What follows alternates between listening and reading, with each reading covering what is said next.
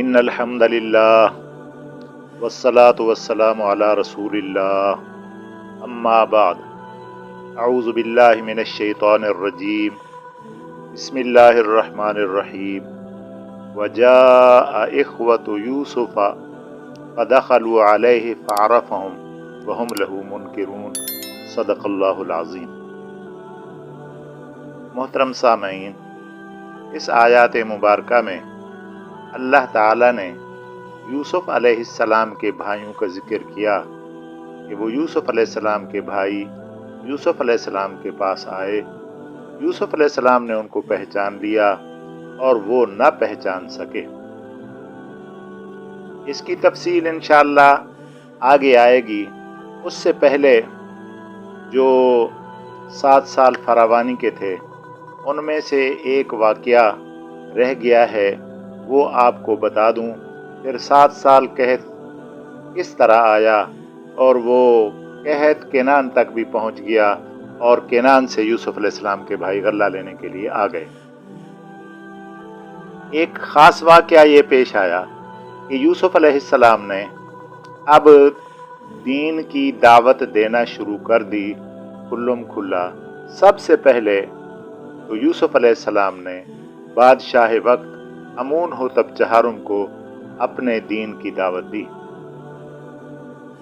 اور اس نے بتایا کہ میں پہلے سے ہی آپ پر ایمان لا چکا ہوں، پہلے سے ہی خدا یکتا پر میرا ایمان ہے، لیکن مزید یوسف علیہ السلام نے اس کی تفصیل بیان کر کے، ذکر کر کے، معلومات کر کے اس کو مسلمان کیا اور اس کے بعد اس کی بیوی بھی مسلمان ہو گئی۔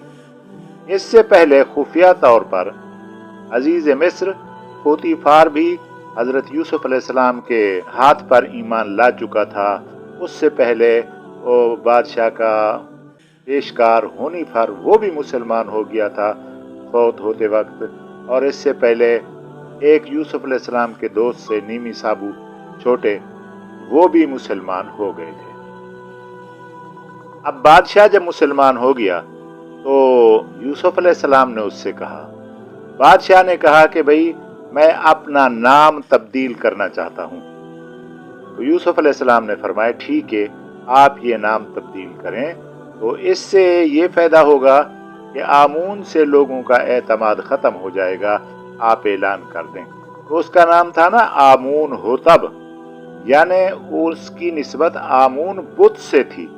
تو وہ کہنے لگا مجھے آمون کے نام سے نفرت ہے، میں اب اپنا نام تبدیل کرنا چاہتا ہوں، تو میں اپنا نام رکھتا ہوں آخن آتون، آخناتون۔ اس زبان میں، مصری زبان میں آتون اللہ کو کہتے تھے اور آخن اللہ کا بندہ، یعنی جس طرح ہماری زبان میں عبداللہ نام ہوتا ہے، عربی میں عبداللہ ہوتا ہے، تو اس طریقے کا وہ اللہ تعالیٰ کے ساتھ نسبت کرنا چاہتا تھا۔ تو اس نے کہا بھئی میرا نام اب آخناتون ہے، مجھے آمون ہوتب کوئی نہ کہے۔ تو اس نے سارے مصر کے شرفاء امراء سب کو بلوایا، ایک محفل منعقد کی اور اس نے اس محفل میں سب کے سامنے اپنے نام کا برملا اظہار کیا۔ لیکن یوسف علیہ السلام نے ایک ساتھ یہ تاکید کی تھی کہ اب لوگوں کو مجبور نہ کریں کہ وہ بھی اسلام لائیں، وہ ان کو اختیار دے دیں، ان کو مجبور نہ کریں۔ ایک وقت آئے گا کہ سب مسلمان ہو جائیں گے، لیکن آپ زبردستی کسی کو نہیں کرنا، ہاں اپنے ایمان کا اعلان کر دیں۔ تو بادشاہ نے اپنے ایمان کا اعلان کر دیا اور جناب اعلیٰ اس کے محل پر جو آمون ہوتب لکھا ہوا تھا، کسر آمون ہوتب، تو اس کو مٹا کر کسر آخناتون لکھوا دیا کہ بھئی اب یہ نام میں دیکھنا سننا نہیں چاہتا، مجھے اس نام سے بہت نفرت ہے۔ اور اس کے کسر میں معبد آمون بھی تھا، یعنی ہر ان کے کسر میں، محل میں چھوٹے چھوٹے عبادت خانے ہوتے تھے، وہاں بھی بت رکھے ہوئے تھے کہ جو بڑے معبد میں، بڑے بت خانے میں نہیں جا سکتا تھا، وہ اپنے گھر میں بیٹھ کر جو ہے وہ وہاں ان کی عبادت کرتا تھا، ان کے سامنے جو ہے نا وہ راز و نیاز کرتا تھا۔ تو گھر میں جو ان کے کسر میں جو بت خانہ تھا، تو بادشاہ نے کہا اب اس کی ضرورت نہیں ہے، اس مجسمے کو لے جاؤ इसको मेरे महल से पाक करो, इसको ले जाओ। तो लोग तो हैरान हो गए कि भाई कितना ये बात कर रहा है। लोग तो वाकई उसको खुदा समझते थे, और बादशाह उसको मुजस्समा कह रहा है और कह रहा है कि ले जाते हो ठीक, वरना मैं इसको तोड़ता हूँ, इसको फेंकता हूँ, इसको दफा करो मुझसे। बड़ा गुस्सा दिखाया। बहरहाल काहिनान माबद थोड़ी सी इंतजार की कि ये नहीं ऐसा करेगा, लेकिन बादशाह ने जो है ना उसको ऐसे धक्का दिया और गिराने की कोशिश की, लेकिन उन्होंने पकड़ लिया और जनाब आला उसको लेकर अपने बड़े माबद में ले गए। और जनाब आला इससे लोगों का आमून बुत से एतमाद जो है वो कमज़ोर हो गया, और लोग इस बात पर सोचने लगे कि अब बादशाह भी मुसलमान हो गया, यूसुफ अलैहिस्सलाम पर ईमान ले आया। बादशाह कोई बेवकूफ़ तो नहीं, लेकिन ये है कि सब ने फिर यूसुफ अलैहिस्सलाम की ख्वाब की ताबीर को भी सच्चा देखा कि भाई फरावानी नेमत भी आई और जनाब आला आगे कहत भी आएगा। तो इस वजह से एक वाक़या ये बड़ा पेश आया। और इस दौरान यूसुफ अलैहिस्सलाम की शादी हो चुकी थी, मैंने अर्ज़ किया था, और इस दौरान यूसुफ अलैहिस्सलाम की बेटी भी पैदा हुई जिसका नाम मिंसा रखा। मिंसा का माना गमों को भुला देने वाली। और यूसुफ अलैहिस्सलाम उसकी पैदाइश पर बड़े खुश हुए और कहा कि मैं अपने गम परेशानी भूल गया हूँ, तू मुझे गम भुला देने वाली है, तेरा नाम मिंसा है। यूसुफ अलैहिस्सलाम की एक औलाद भी हो गई। 7 साल गुजर गए फरावानी नेमत के। अब कहत शुरू हुआ। कहत की आगाज इस तरह हुआ कि एकदम सारे मिस्र वालों को रात को अचानक भूख लगी। आधी रात को बादशाह वक्त को लगी, वो जाग गया, और उसकी बीवी को लगी, वो जाग गई, और जनाब आला काहिनों को लगी, सब को लगी। सुबह उठे तो सारे ये तज़किरा करने लगे कि रात को भूख लगी जी, बड़ी बेतहाशा भूख लगी जी, रात को भूख लगी जी, बड़ी बेतहाशा भूख लगी। चर्चा होने लगा, सबको लगी। और सुबह को ये देखा कि नील दरिया भी खुश्क हो रहा है, और जो दरख्त थे, फूल थे, पौधे थे, वो सारे मुरझा गए एक रात में। तो लोग देखकर बड़े परेशान हुए कि रातों रात तो कोई चीज ऐसे नहीं मुरझा सकती।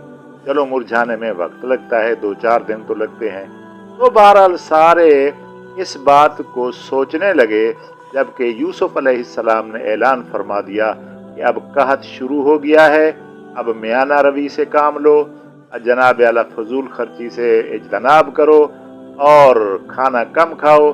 यूसुफ अलैहिस्सलाम ने भी खाना एक वक्त का कर लिया और खाना कम खाने का दूसरों को भी हुक्म जारी किया, लेकिन खुद एक टाइम का खाना खाना शुरू कर दिया ताकि भूख का एहसास रहे, भूख की कदर रहे।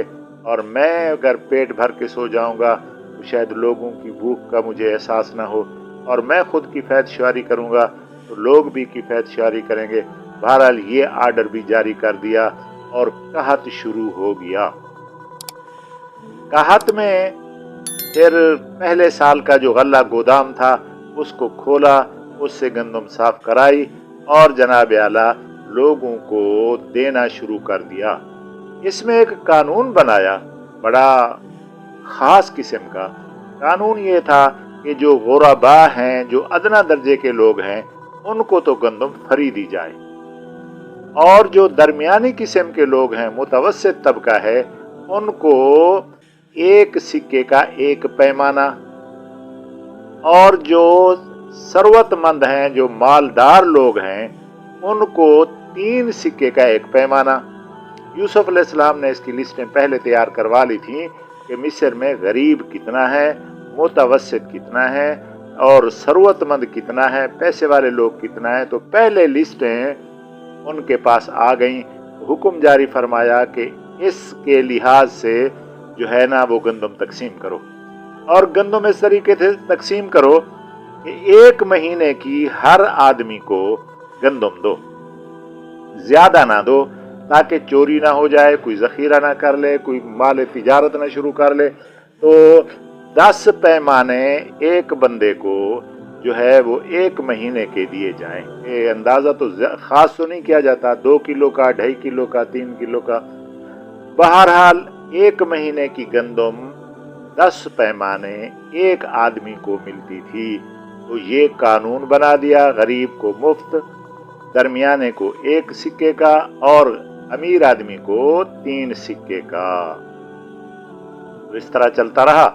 جب معبد آمون والے گندم لینے کے لیے گئے تو ان کو پتا چلا کہ ہمیں 3 سکے کا ایک پیمانہ مل رہا ہے، تو ان کی تو چیخیں نکل گئیں کہ اب کیا ہوگا، 3000 ہمارا خادم ہے، اس کی گندم کے لیے تو ہمارا سارا جو سرمایہ ہے، جو خزانہ ہے، جو ذخیرہ ہے، جو پیسے ہیں، سکے ہیں، سونا چاندی ہے، وہ تو گندم کی خریداری میں خرچ ہو جائے گا، تو یہ کیا بنے گا ہمارے لیے، یہ تو ہمارا خزانہ خالی ہو جائے گا۔ اور اللہ کی مرضی بھی یہی تھی، قحط بھی اس لیے آیا کہ معبد والوں کی بنیادیں کھوکھلی ہوں، کمزور ہوں، ان کا پیسوں کا جو انبار ہے وہ یوسف علیہ السلام کے ہاتھ میں لگ جائے، وہ کمزور ہوں، یوسف علیہ السلام کے ساتھ وہ جنگ نہ کر سکیں، لوگوں کو خرید کر صف آرا نہ کر سکیں، اور وہ کمزور، پہلی بنیاد ان کی یہ کمزور ہو کہ ان کے پاس پیسے ختم ہو جائیں۔ اللہ بھی یہی چاہتے تھے، قحط بھی اسی کے لیے آیا، اس روز کے لیے، اس کام کے لیے، تاکہ معبد والوں کو کمزور کر دے اور یوسف علیہ السلام کو طاقتور کر دے، اور جو ہے اسلام کا، دین کا بول بالا ہو جائے۔ تو اس طریقے سے ان کے خزانے خالی ہوئے۔ آگے کیا حال ہوا، یہ اثر کنان تک پہنچ گیا، اور کنان والے آخرکار یوسف علیہ السلام کے بھائی غلہ لینے کے لیے آئے۔ اس کا بیان انشاءاللہ آئندہ درس میں ہوگا۔ اللہ تعالیٰ مجھے اور آپ کو ان قرآنی ارشادات پر عمل کرنے کی توفیق عطا فرماوے۔ وآخر دعوانا الحمدللہ رب العالمین۔